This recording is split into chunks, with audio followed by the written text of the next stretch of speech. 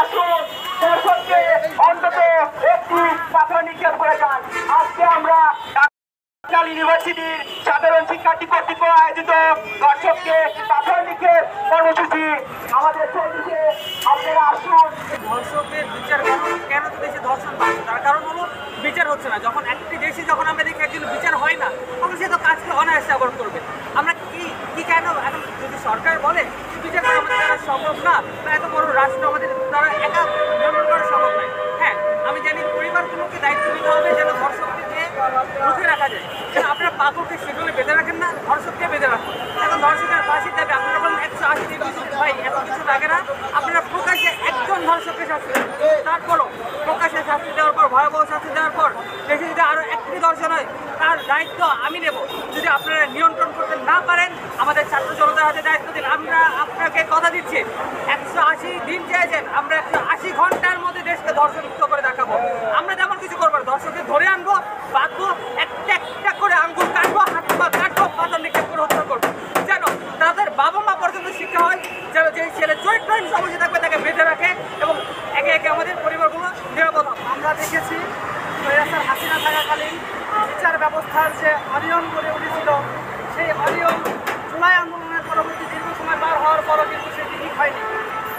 আমরা দেখেছি হাসিনা যখন সরকার ব্যবস্থায় ছিল, স্বৈরাচার থাকাকালীন ফরিদপুরে এক ধর্ষকের বিচার ব্যবস্থায় তাকে যাবজ্জীবন কারাদণ্ড দেওয়া হলেও হাসিনা পতনের পরে আমরা দেখেছি সেই ধর্ষককে গত ফেব্রুয়ারিতে ছেড়ে দেওয়া হয়েছে।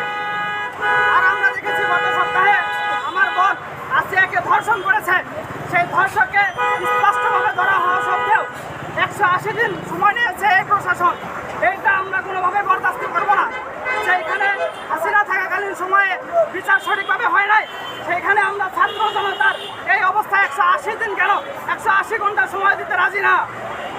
হাইকোর্ট থেকে আমরা জানতে পারছি যে 180 দিনের জন্য সময় চাইছে। আমার কথা হচ্ছে 180 দিন কেন সময় লাগবে? এখানে দর্শক উপস্থিত, এখানে নিজে তার জবানবন্দিতে বলছে যে এখানে সুস্পষ্ট দর্শক নিজে শিকারের বিবৃতি দিচ্ছে যে দর্শক, তারপরে 180 দিন কেন প্রয়োজন? আমি মনে করি এটা 180 দিন না, 180 সেকেন্ডের যেখানে বিশ্বাস না সেখানে 180 দিনের কথা কেন হবে? আমার একটাই উদ্দেশ্য, আমার একটাই কথা, সারা বাংলাদেশের উদ্দেশ্য, এখানে দর্শকের বিচার আমরা কোনো সম্মুখে দেখতে চাই। আজকে আমার মা বোনরা কোথাও হচ্ছে তাদের হচ্ছে ঠাঁই নাই, তারা যেখানে যাচ্ছে তাদের কোনো নিরাপত্তা নাই, তারা হচ্ছে নিরাপত্তাহীনতায় ভুগতেছে। বর্তমান পরিস্থিতিতে যা দাঁড়িয়েছে, একটা নিউজ ফিডে ঢুকলেই ফেসবুকে একটা রিফ্রেশ দিলে প্রত্যেকবার রিফ্রেশে একটা করে আমার বোনের হচ্ছে ধর্ষণের নোটিফিকেশন আসে। এইগুলার কত চলবে ভাই? আজকে আমার বোন, কালকে আপনার বোনের পালা, এরকমই হচ্ছে আমাদের হচ্ছে দিন যাচ্ছে। আজকে যদি আমরা ভাই সবাই যদি চেষ্টা না হই, সবাই যদি এগিয়ে না আসি, তাহলে হয়তো বা আজকে আপনি নীতিটায় বসে আছেন, কালকে দেখবেন যে ভাই আপনার মা বোন ধর্ষিত হয়েছে, ভাই আপনি জানেন না।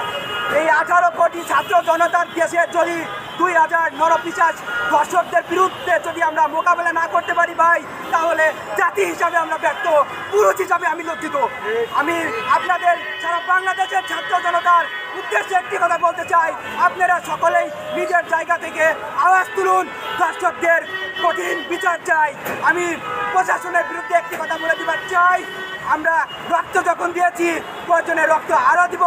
এদেশের ছাত্র জনতাকে আমরা যে কথা দিয়েছি তা বাস্তবায়ন করে ছাড়বো ইনশাল্লাহ। আমরা জানি বিগত 2016 থেকে 2020 সাল পর্যন্ত বাংলাদেশে প্রায় 1 লক্ষের মতো ধর্ষণ হয়েছে। আমাদের হাইকোর্টে এখনো 1 লক্ষের মতো ধর্ষক মামলা জমা রয়েছে, কোনো তার কার্যকলাপ আমরা দেখতে পাচ্ছি না।